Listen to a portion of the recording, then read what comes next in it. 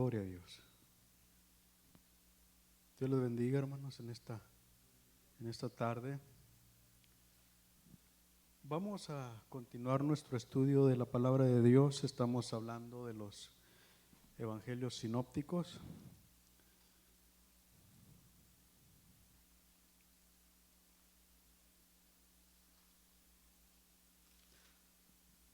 La semana pasada estábamos hablando de las cuestiones que el Señor trató con los religiosos y de qué manera cuestionaban la forma como Él guardaba el día sábado. En esta tarde, hermanos, vamos a comenzar nuestro estudio ahí en Mateo capítulo 12, del verso 15 en delante. Si alguien tiene preguntas o comentarios mientras hablamos, si pueden levantar la mano y por ahí los hermanos se acercan con un micrófono para que pueda expresar y para que podamos todos escucharnos en esta tarde. Mateo 12, del 15 en delante.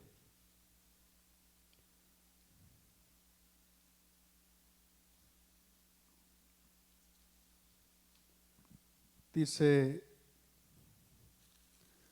la palabra de Dios en el nombre de Cristo. Sabiendo esto, Jesús se apartó de allí y le siguió mucha gente y sanaba a todos. Y les encargaba rigurosamente que no le descubriesen, para que se cumpliese lo dicho por el profeta Isaías cuando dijo: He aquí mi siervo, a quien he escogido, mi amado, en quien se agrada mi alma.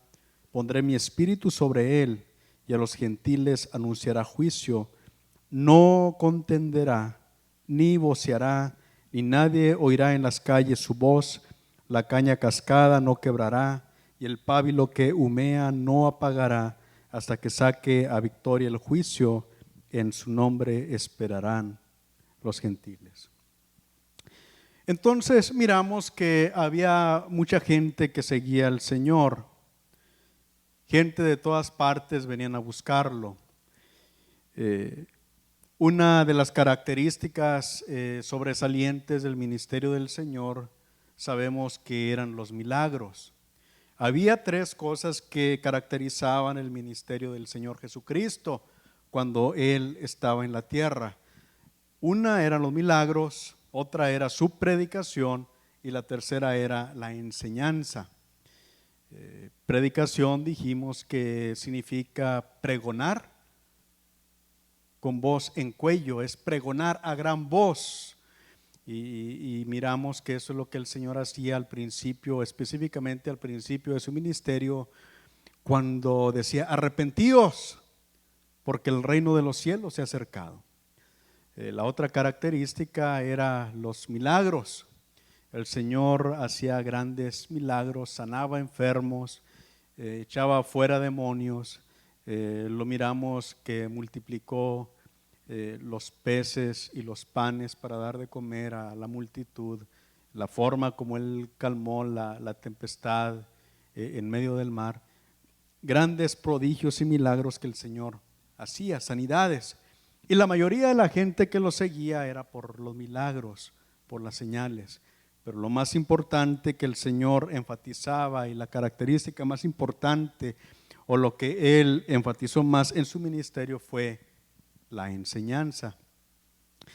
Pero la muchedumbre le seguía principalmente por los milagros. Venían de todas partes buscándolo. Cuando el Señor decía: arrepentíos porque el reino de los cielos se ha acercado, realmente la palabra que Él decía acercado significa ya llegó. Arrepiéntanse porque el reino de los cielos está aquí. Y para los judíos, el reino de los cielos que se iba a establecer, iba a ser establecido por el Mesías. Creo que fue la semana pasada cuando mencionábamos que la palabra Mesías significa ungido, y que se ungía a los reyes y a los sacerdotes. Entonces, cuando se hablaba del Mesías, se hablaba de aquel que había sido ungido por Dios para ser el rey de Israel. Y entonces mucha de la gente que se amontonaba era gente que procuraba hacerlo rey. Y ellos pensaban que este rey los iba a libertar de la opresión en la que se encontraban debajo del imperio romano. Entonces el Señor, entendiendo todas estas cosas, dice la palabra de Dios, que se apartaba de ellos. Y dice que les encargaba rigurosamente que no le descubriesen. ¿Por qué? Porque el tiempo del Señor aún no se había cumplido. Su propósito en realidad en la primera vez que vino, esperamos su segunda venida, pero en esa primera manifestación al mundo, Él no venía para convertirse en rey. Él no libertó al pueblo del imperio romano, sino que Él vino la primera vez como el Salvador del mundo. Él vino poderoso, pero Él vino a salvarnos de la esclavitud del pecado.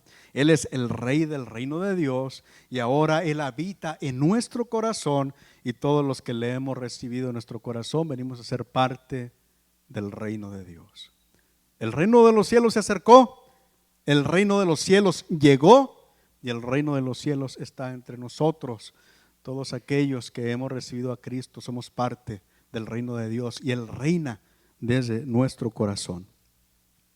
Entonces Él les encargaba rigurosamente que no le descubriesen, y luego dice que esto es para que se cumpliese lo dicho por el profeta Isaías. Dice: no contenderá, no voceará, nadie oirá en las calles su voz. Entonces Él no iba a ser no iba a ser muy notorio. Él no iba a procurar hacer mucho ruido o llamar mucho la atención.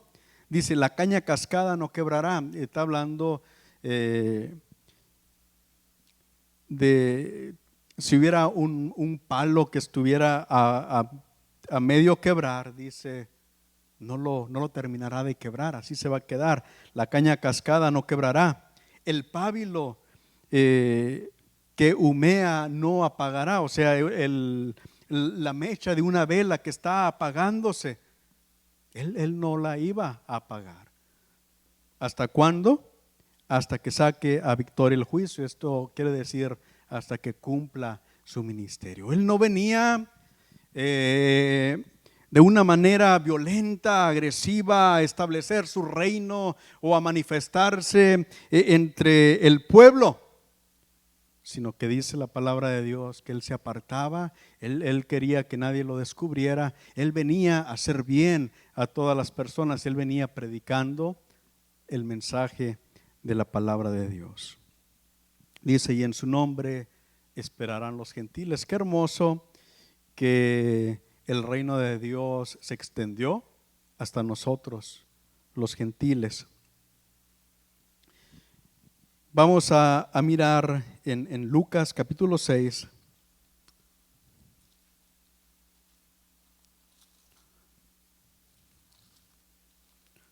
Del verso 12 en delante.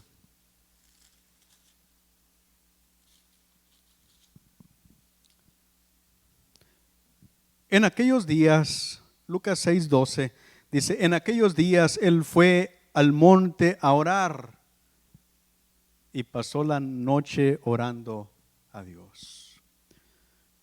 Miramos que era una de las características del Señor.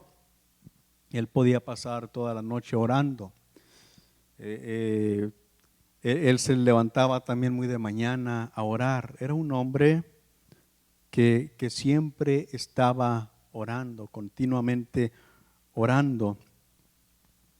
Dice: y cuando era de día, llamó a sus discípulos. ¿Quiénes son los discípulos? ¿Qué es un discípulo? Un discípulo es un seguidor, alguien que estudia debajo de un maestro. Ese es un discípulo. Entonces había una grande multitud de discípulos gente que venían a escuchar sus enseñanzas. Dice, y escogió a 12 de ellos, los cuales también llamó apóstoles. La palabra apóstol significa enviado o representante. El ministerio de los apóstoles era continuar con el ministerio del Señor, continuar con su obra una vez que Él se fuera. Cuando Él se fue al cielo, esos 12 apóstoles que Él estableció, su trabajo era establecer la iglesia, eran los que predicaban la palabra de Dios, eran gente que había sido enseñada especialmente por el Señor y eran los encargados, los representantes de Cristo, los enviados por Cristo para continuar su ministerio. Entonces había discípulos, pero ahora también el Señor escogió a 12 apóstoles, no sin antes pasar toda la noche en oración. Era algo tan importante. Eran aquellos hombres en los cuales Él iba a dejar su obra. Ellos iban a continuar su ministerio. Era tan importante esto que el Señor pasó toda la noche orando. Cuán importante es que cuando nosotros vayamos a tomar una decisión importante, que cuando hay algo importante que está aconteciendo en nuestra vida, pasemos tiempo orando con Dios. No que tomemos decisiones emocionalmente, no por lo que a nosotros nos parece o lo que nosotros pensamos, sino buscando realmente la guianza del Señor, la guianza de Dios. Dice el verso 14, a Simón, a quien también llamó Pedro, y Andrés su hermano, Jacobo y Juan, Felipe y Bartolomé, Mateo, Tomás, Jacobo hijo de Alfeo, Simón llamado Celote, Judas hermano de Jacobo y Judas Iscariote, que llegó a ser el traidor. Esta es la lista de los 12 apóstoles que el Señor escogió. Es notorio que eran 12 apóstoles, de alguna manera como un paralelo con que eran 12 tribus de Israel, de alguna manera como estableciendo o reestableciendo su reino. Encontramos que entre esos apóstoles había dos con el nombre de Simón. Uno era Simón, al que el Señor le puso por sobrenombre Cefas en arameo, o en griego Pedro, que significa Pedro roca. Entonces uno de los dos Simón era Simón Pedro, el otro era Simón el celote. En alguna otra escritura dice Simón el cananita, que estos eran los revolucionarios. Eran personas que estaban en contra del Imperio Romano y siempre se levantaban en contra de Roma. Eran revolucionarios. Entonces había un Simón el celote que era revolucionario, que estaba en contra de Roma. Había dos Jacobos, uno hijo de Alfeo, el otro hijo de Zebedeo.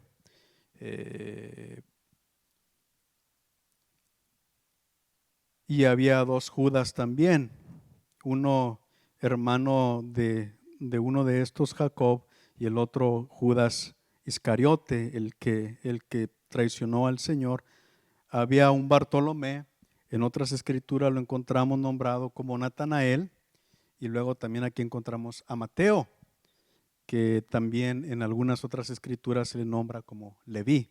Era común, hermanos, que la gente, las personas en ese tiempo tenían varios nombres. Entonces, es la razón por la que a veces vamos a encontrar los apóstoles nombrados de alguna manera y algunas otras veces nombrado de otra manera. Pedro y Andrés eran hermanos. Jacobo y Juan, los hijos de Zebedeo, eran hermanos. Jacobo y Judas eran hijos de Alfeo. no eran hombres especiales, no eran fariseos, no eran escribas, no eran personas de renombre, eran hombres corrientes, hombres comunes. Algunos de ellos eran pescadores, había uno que era publicano, había este otro que era revolucionario. Eran gente común, tenían trabajos, podemos decir, corrientes o comunes. Ninguno era rico, ninguno era un erudito en la palabra de Dios, ninguno era un político, ninguno era reconocido como un intelectual y ninguno de ellos tenía ninguna influencia religiosa o era reconocido como un grande religioso de su tiempo. Eran hombres humildes y trabajadores, pero tampoco eran ignorantes ni analfabetos. Eran personas que conocían la palabra de Dios, que la habían estudiado, pero eran gente común solamente. Eran personas que de alguna manera estaban identificados a las necesidades de la gente común. Y miramos que había diferentes caracteres entre ellos, pero que estaban dispuestos a cambiar por el Señor. Mateo, ¿a qué se dedicaba? Mateo era publicano, trabajaba para Roma, cobraba impuestos para Roma, era un instrumento romano. Mas sin embargo, cuando el Señor lo transforma, le escribe a los judíos. Podemos mirar el corazón transformado de Mateo.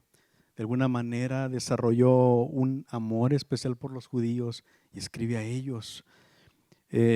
Simón el impulsivo, el que actuaba sin pensar, el que hablaba sin pensar, se convierte en Pedro, la roca firme que el Señor utilizó al principio de la iglesia. Juan era un rudo pescador. En Mateo 3:17, Juan y Jacobo, los hijos de Zebedeo, el Señor les llama los hijos del trueno.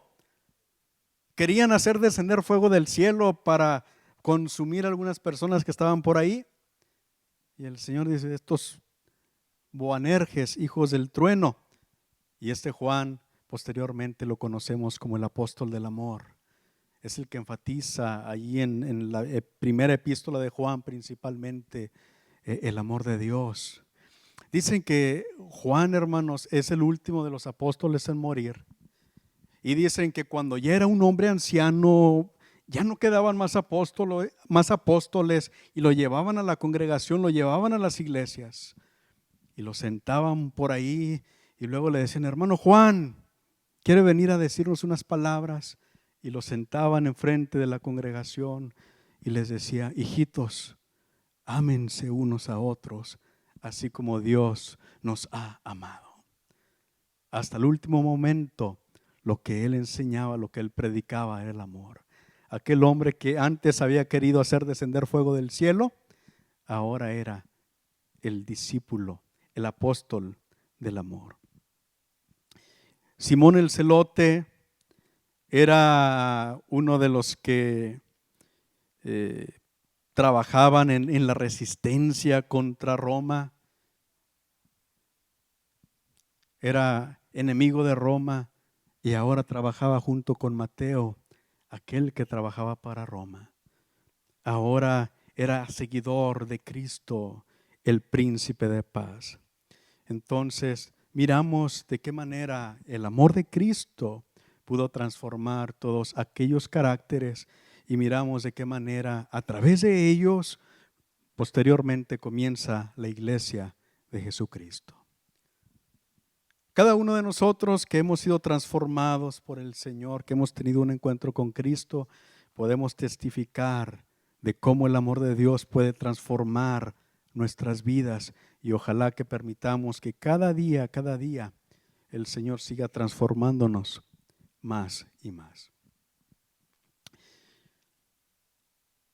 Dijimos que hay 3 aspectos del ministerio de Cristo en la tierra. Sabemos que posteriormente el Señor muere por nuestros pecados y resucita para darnos vida eterna y asciende al cielo y desde allá intercede por nosotros. Pero cuando estaba en la tierra dijimos que hay tres aspectos importantes de su ministerio. ¿Se recuerdan cuáles son? ¿Qué era lo que hacía el Señor en su ministerio? Milagros, predicaba y enseñaba. La parte más importante de su ministerio, en lo que él dedicó más tiempo, fue la enseñanza. Entonces, queremos hablar un poquito de la forma de enseñar del Señor Jesús. Él no había pasado por las escuelas rabínicas de Jerusalén. Dijimos que en las diferentes ciudades había sinagogas que eran lugares donde se congregaban los judíos para estudiar la ley. Pero el el verdadero templo se encontraba en Jerusalén. Y en Jerusalén se encontraban las mejores escuelas teológicas de la religión judaica. El Señor no había estudiado en esas escuelas rabínicas de Jerusalén. Y sin embargo la gente se maravillaba de su enseñanza porque enseñaba con poder, enseñaba con sabiduría. Vamos a mirar Juan 7,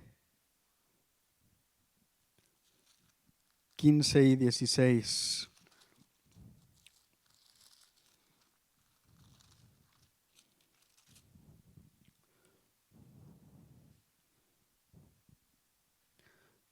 Y se maravillaban los judíos diciendo: ¿cómo sabe este letras sin haber estudiado?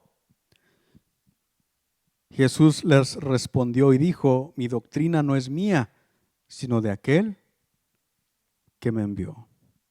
Entonces la doctrina que el Señor enseñaba provenía de Dios, pero la gente se maravillaba la forma como Él enseñaba. Los judíos, hermanos, tenían el Antiguo Testamento que nosotros tenemos, el Antiguo Testamento que la iglesia denominada protestante tiene. Son los libros que los judíos tenían como libros sagrados. Ellos le llamaban el Tanaj, que incluía lo que era la ley, los libros, las escrituras y los profetas. Y en esas tres divisiones ellos encontraban todos los libros que nosotros tenemos en el Antiguo Testamento. Pero habían desarrollado una enseñanza, una interpretación de esos libros sagrados, que era lo que ellos denominaban como la tradición. Lo que los rabinos más importantes de la historia habían enseñado acerca de los libros sagrados era la tradición rabínica. Llegó el tiempo en que pusieron eso en escrito y era lo que enseñaban los rabinos en su tiempo. Por eso es que ellos no enseñaban con autoridad personal, los rabinos de su tiempo, sino que decían, pues como dice el Mishnah o como dice la tradición, este pasaje quiere decir esto y esto de acuerdo a lo que dice la tradición, de acuerdo a lo que los rabinos pasados nos han enseñado. Pero el Señor Jesucristo, cuando enseñaba, Él resaltaba su autoridad. En alguna ocasión Él les dice: ustedes oyeron que fue dicho, no matarás. Pero yo les digo, cualquiera que se enoje con su hermano es culpable de juicio. ¿Qué está haciendo el Señor? Está resaltando su autoridad. Los demás han dicho, no matarás, pero yo digo así. Entonces Él enseñaba con autoridad. Él enseñaba diferente. Vamos a mirar Mateo 5, 21 y 22.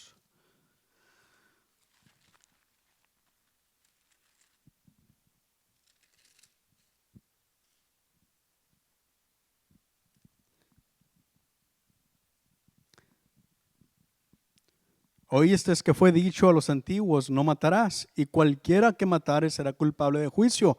Pero yo os digo que cualquiera que se enoje contra su hermano será culpable de juicio, y cualquiera que diga necio a su hermano será culpable ante el concilio, y cualquiera que le diga fatuo quedará expuesto al infierno de fuego. Entonces miramos que el Señor enfatiza su autoridad cuando Él enseña. A grandes rasgos, hermanos, quiero señalar algunas maneras como la enseñanza de Jesús es diferente a lo que nosotros estamos acostumbrados a la enseñanza. Él enseñaba de la manera como enseñaban los judíos. Nosotros, los llamados occidentales, los países de oeste, tenemos la forma de enseñar de los griegos. Los griegos desarrollaron la forma filosófica donde ellos ponen de una manera sistemática todas las cosas de forma que hagan lógica, y todo como una cadenita nos va enseñando y las cosas se pueden comprobar. Una exposición lógica, sistemática, y ideas que se desarrollan una tras otra en forma sistemática. Así es como enseñaban los griegos. Así es como nosotros estamos acostumbrados a que todo haga lógica. Por eso es que cuando a nosotros como cristianos a veces se nos enseña la Trinidad o alguna otra doctrina bíblica, queremos que nos haga lógica.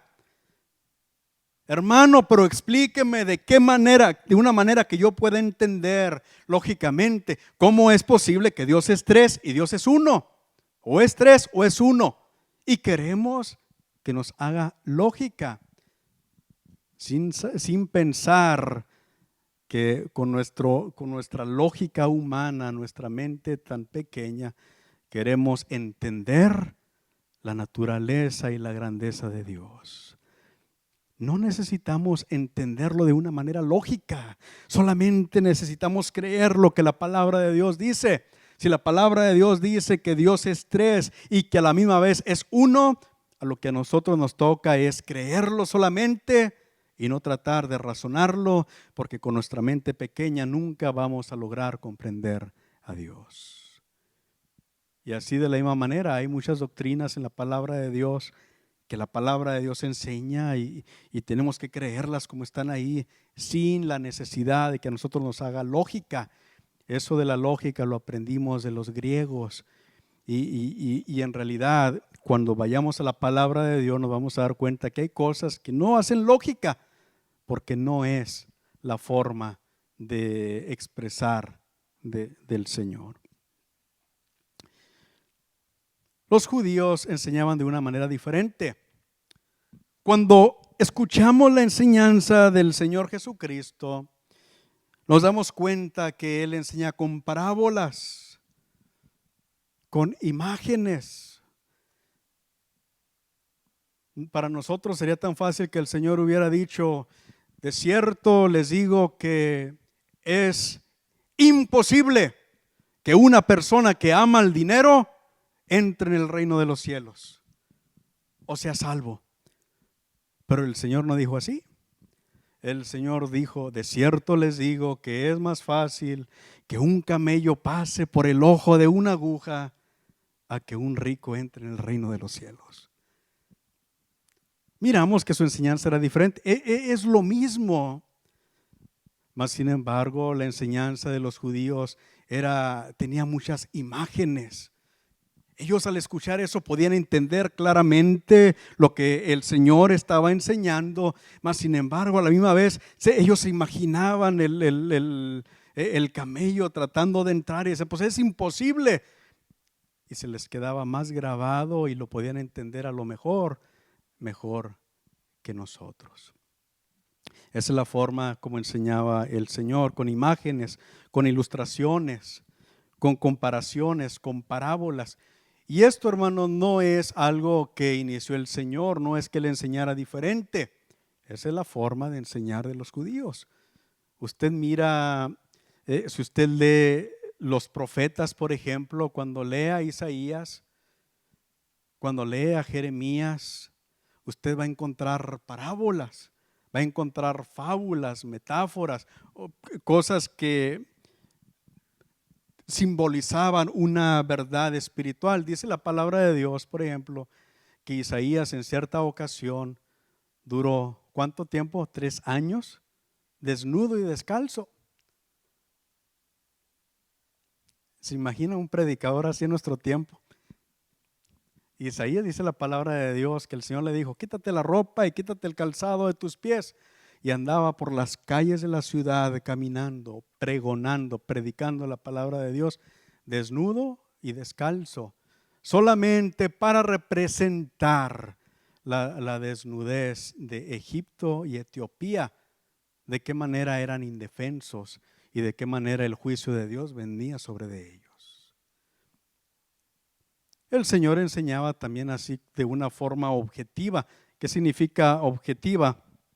Con objetos. En cierta ocasión alguien le decía, Señor, ¿quién es el más grande en el reino de los cielos?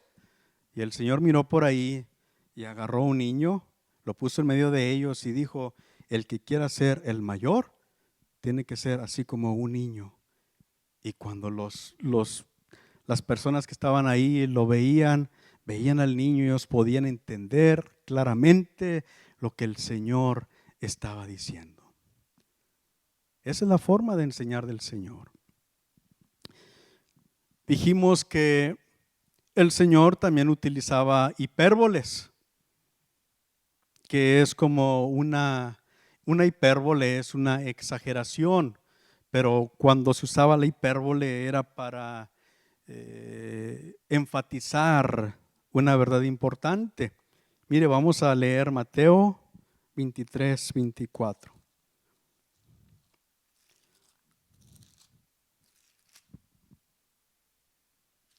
Y es que a partir de este tiempo, hermanos, vamos a estar enfatizando en las enseñanzas del Señor.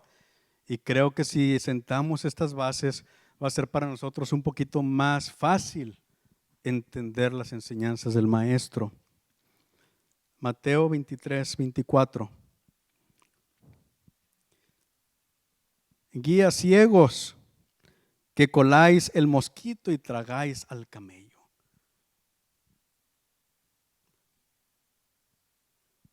¿Qué significa esto?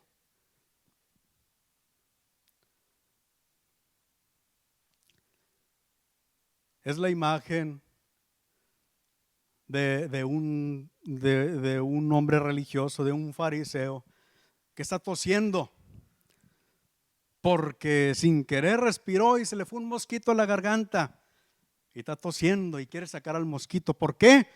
Porque la ley de Dios prohíbe comer sangre. Y al comer, y como se fue el mosquito, él no quiere violentar la ley en ninguna manera. Entonces está colando al mosquito, está tratando de escupirlo para no violentar la ley de Dios. Dice, pero colan al mosquito, pero al final tragan al camello. ¿De qué está hablando el Señor? Que las cosas pequeñas eran en las que ellos ponían atención, pero no en las cosas importantes. Estaban desobedeciendo los mandamientos o las verdades más importantes por obedecer a las cosas tan pequeñas. ¿Ve? Esa es una hipérbole. Realmente nadie se tragaba un camello.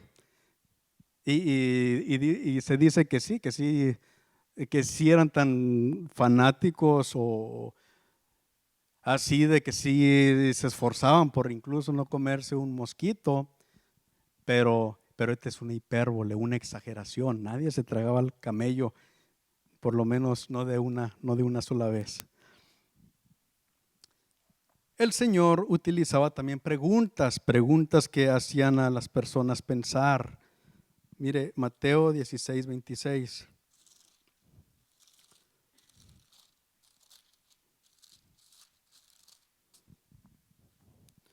Porque ¿qué aprovechará el hombre si ganare todo el mundo y perdiere su alma? ¿O qué recompensa dará el hombre por su alma?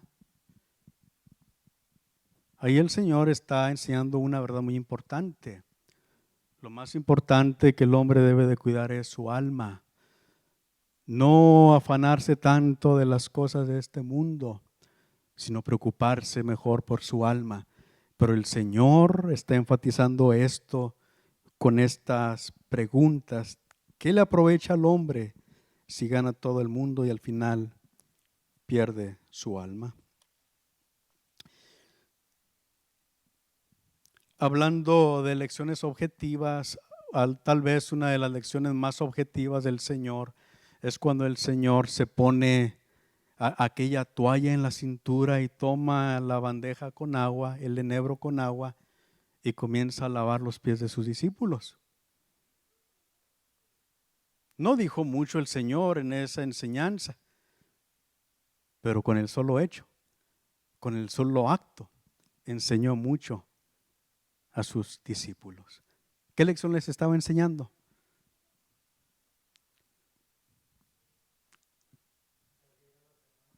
La humildad, la humildad. Él era el maestro, Él era el Señor, y sin embargo Él era capaz de humillarse para servir a los demás. ¿Y qué podemos aprender de eso? Servir unos a otros, ser humildes en nuestro servicio al Señor. ¿Podemos servir a Dios con orgullo? Un hombre que ha sido tocado por Dios realmente no puede vivir en orgullo, y alguien que es orgulloso necesita ser tocado por Dios.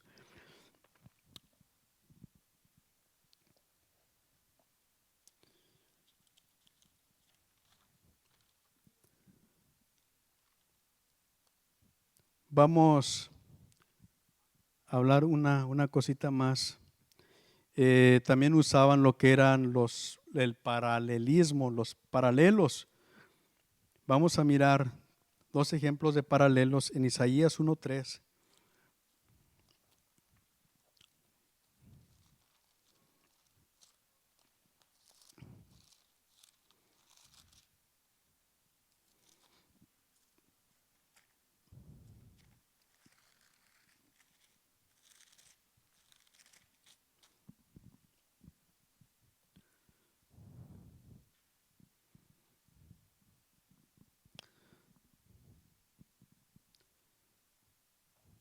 Aquí hay varias cosas en este versículo. Isaías 1:3 dice: el buey conoce a su dueño y el asno el pesebre de su señor. Y luego viene el pensamiento contrario: Israel no entiende, mi pueblo no tiene conocimiento. El paralelismo lo encontramos en esas dos declaraciones. Israel no entiende, mi pueblo no tiene conocimiento. Dice dos veces lo mismo para enfatizar la misma cosa. Vamos a mirar cuando miremos las enseñanzas del Señor, de qué manera a veces presenta varias parábolas el Señor, y en las dos o tres parábolas que van una detrás de la otra, el Señor está enfatizando la misma verdad. ¿Para qué? Para enfatizar una verdad que es muy importante, que debe de ser tomada en cuenta. Y miramos aquí de qué manera dice el Señor: aún el buey conoce a su dueño, el toro conoce quién es su dueño. Dice: y el asno conoce dónde le dan de comer. Aún los animalitos pueden entender. Y luego el pensamiento contrario: pero Israel no entiende. ¿Qué está diciendo? Incluso incluso los animalitos pueden entender mejor que Israel. Está hablando de lo caótico de la forma de ser de Israel. De qué manera incluso los animalitos pueden conocer a su dueño, e Israel, que lo debería de conocer, se ha vuelto en contra de Dios. Mateo 7:17, hermanos.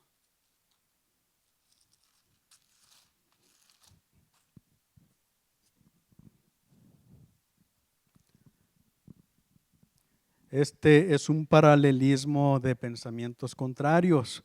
Dice la palabra de Dios, no puede el árbol, en Mateo 7:17, así todo buen árbol que da buenos frutos, así todo buen árbol da buenos frutos, pero el árbol malo da frutos malos.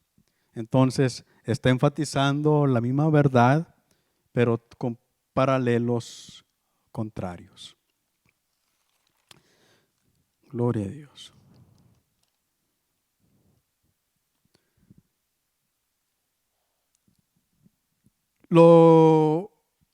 Los temas centrales del mensaje del Señor.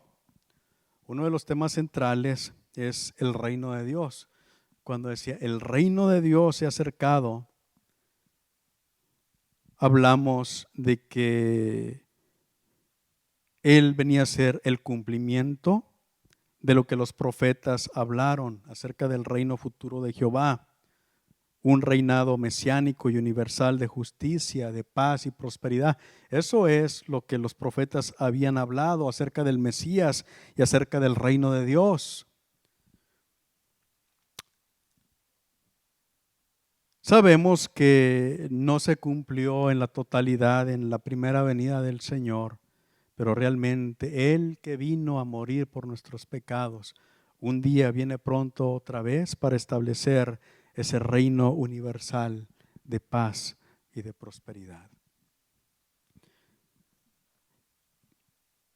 ¿Sabe, hermano, que la mayoría de los judíos no pueden recibir a Cristo como Mesías porque ellos conocen las escrituras que dicen que iba a venir el Mesías y que iba a establecer el reino, que iba a reinar, iba a establecer un reino, iba a gobernar sobre todo el mundo?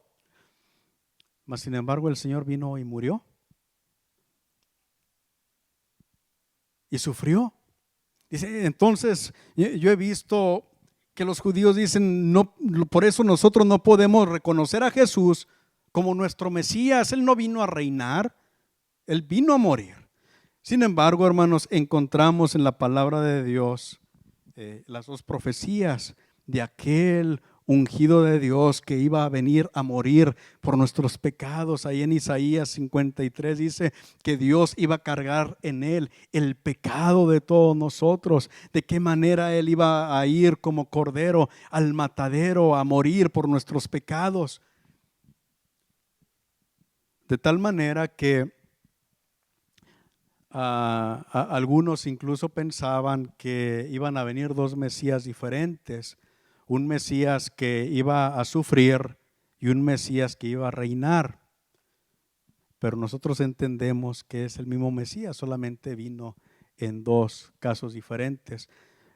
Lo que quiero enfatizar es que cuando el Señor habla de que el reino vino, realmente el reino vino, no como los judíos lo esperaban, pero en realidad el reino de Dios se acercó, llegó y ahora está en nosotros, en nuestro corazón, en los que hemos recibido a Cristo en nuestro corazón. Entonces, la predicación de Jesús enfatiza que Él es el Rey. Juan 18:36.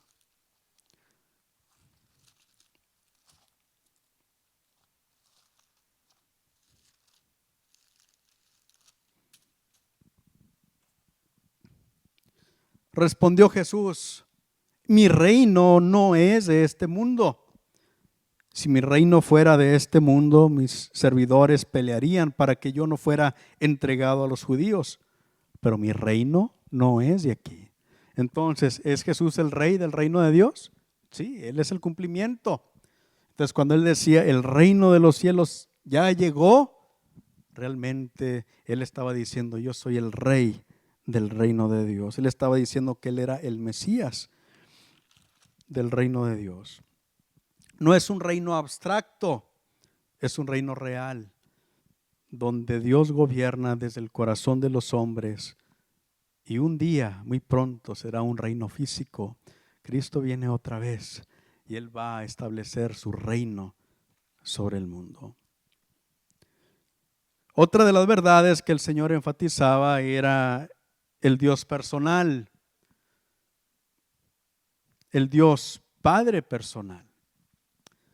En el Antiguo Testamento hay muy pocas referencias a Dios como Padre. Por ahí hay alguna escritura que habla de que Dios tenía a su hijo Jacob, hablando de la nación de Israel. Pero cuando el Señor enseña a orar a sus discípulos, ¿cómo les dice que oren? Padre nuestro que estás en los cielos. Enfatizando que Dios es nuestro Padre personal. Y todo esto, hermanos, fue posible por el sacrificio de Cristo en la cruz. Él nos dio acceso al Padre, a Dios, y ahora Él nos ha adoptado en su familia y ahora somos hijos de Dios. Mateo 7, 11. Mateo 7, 11, perdón.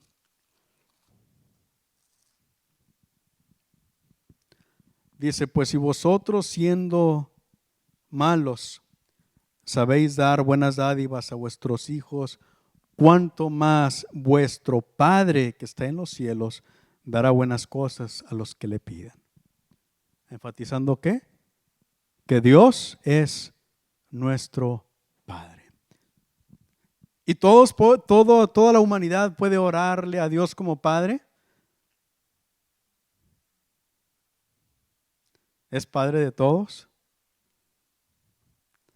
No, solamente de aquellos que hemos recibido a Cristo en nuestro corazón, porque cuando recibimos a Cristo, entonces recibimos la adopción de hijos de Dios.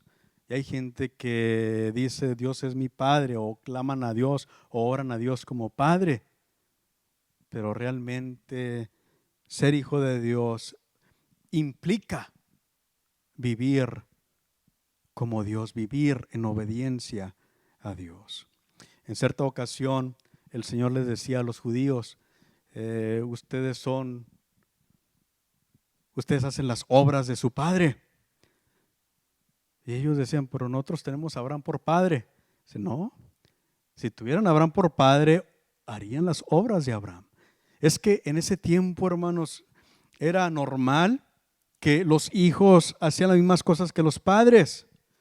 Era normal que si un papá era carpintero, su hijo era carpintero también. Que las características, que así como creía el padre, lo que hacía el padre, los hijos tenían las mismas características que su padre. Entonces le dice, ustedes no son de Abraham. Si fueran hijos de Abraham, harían las cosas de Abraham. Pero ustedes son hijos de su padre, el diablo, porque hacen las obras de él.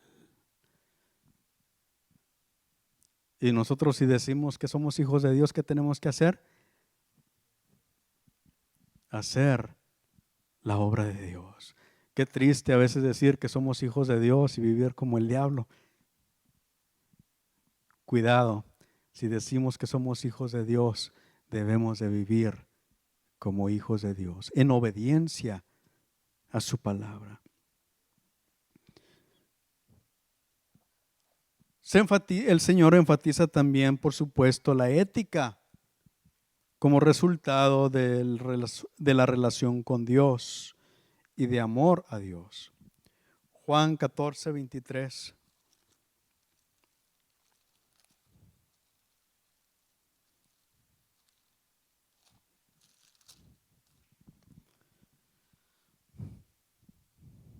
Respondió Jesús y le dijo, el que me ama,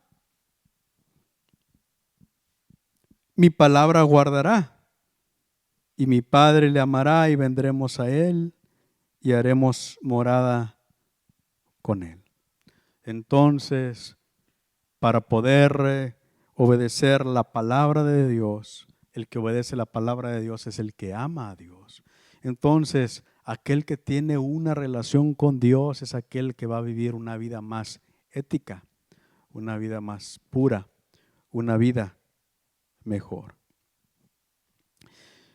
Por supuesto, tenemos también Juan capítulo 3, donde el Señor habla del nuevo nacimiento, aquel que recibe a Cristo, aquel que recibe el sacrificio de Cristo, va a nacer de nuevo del agua y del Espíritu. Hemos hablado de esa escritura ya en otras ocasiones, donde viene Nicodemo. Era un fariseo Nicodemo y era principal de los religiosos de su tiempo, y viene con sus palabras religiosas y le dice: Rabí, sabemos que has venido de Dios como maestro, porque nadie puede hacer las cosas que tú haces si Dios no estuviera con él. ¿Para qué eran los milagros, hermanos? Para enfatizar que verdaderamente él era el que él decía ser. Él hablaba de su autoridad, él enseñaba de su autoridad. Y entonces dice Nicodemo: sabemos que vienes de Dios, porque nadie puede hacer las obras que tú haces si Dios no estuviera con él. Y el Señor le dice: a menos de que el hombre nazca de nuevo, no puede entrar en el reino de Dios. Entonces es una de las verdades que el Señor enfatiza, el nacer de nuevo. Y es el mismo Señor Jesucristo quien más adelante en Juan 3:16 dice: porque de tal manera amó Dios al mundo, que ha dado a su Hijo unigénito, para que todo aquel que en él cree no se pierda, mas tenga vida eterna. Es una verdad que el Señor vino a enfatizar, que a través del sacrificio de Cristo podemos ser salvos. Lucas 19:10, hermano Gianni dice: porque el Hijo del Hombre vino a buscar y a salvar lo que se había perdido. Le dije al hermano Gianni para que me recordara. Yo sé que él sí se recuerda de ese texto. Entonces, la vida ética como resultado de la relación con Dios y del amor a Dios. Y él también habla de su deidad, de que Él es Dios, y de su preexistencia. ¿Sabe, hermano, que hay algunos grupos por ahí que andan diciendo que Jesús nunca enseñó que Él era Dios? Hay algunos por ahí que dicen eso.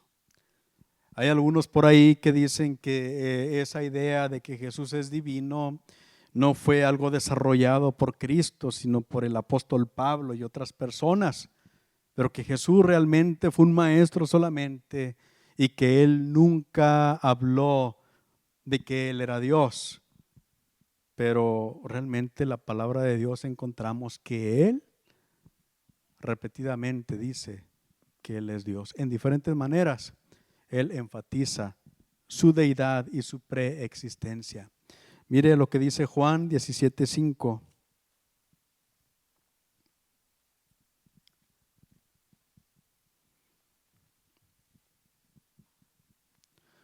Juan 17:5 dice: ahora pues, Padre, glorifícame tú al lado tuyo. ¿Sabe qué significa glorificar? Lléname de gloria. El único que tiene gloria es Dios. Y dice el Señor Jesús: ahora pues, Padre, glorifícame tú. ¿Dónde? Al lado tuyo. Con aquella gloria que tuve contigo antes de que el mundo fuese. Antes de que el mundo fuera, Jesús estaba en gloria con el Padre, al lado del Padre, compartiendo la gloria del Padre. Gloria a Dios. Él es antes que todas las cosas, y todas las cosas por Él subsisten. Juan 1:3, se fue el hermano Miguel. Ese texto es del hermano Miguel. Él es el creador de todas las cosas. Dice la palabra de Dios: el mundo por Él fue hecho, y sin Él nada de lo que ha sido hecho fue hecho. Juan 1:3. Él es el creador de todas las cosas. Juan 1:14 dice: y aquel verbo se hizo carne y habitó entre nosotros, y vimos su gloria. ¿Gloria cómo? Como del unigénito del Padre, lleno de gracia y verdad. Una gloria como la gloria del Padre en aquel que vino a manifestarse. Hermanos, Cristo es Dios. Cristo es Dios, bendito por siempre, y el Salvador de nuestra vida. La semana que entra, hermano, vamos a estar entrando al Sermón del Monte. Es uno de los sermones más maravillosos jamás predicados por el mejor predicador y el mejor maestro de todos los tiempos, el Señor Jesucristo. Léalo. Mateo capítulo 5 es donde nos vamos a enfocar la semana que entra, el Sermón del Monte. Quería enfatizar un poquito la forma de enseñar del Señor para que cuando vayamos entrando en todas estas cosas podamos tener un poquito más de luz, un poquito más de claridad, la forma como ellos enseñaban.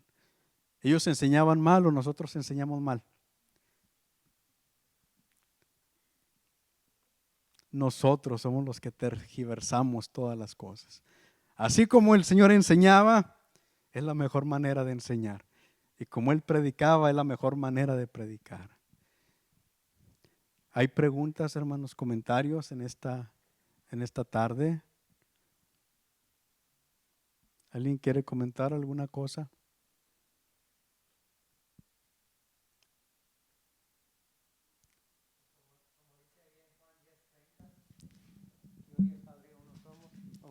Hermano Gianni. Como dice Juan 10:30, yo y el Padre uno somos.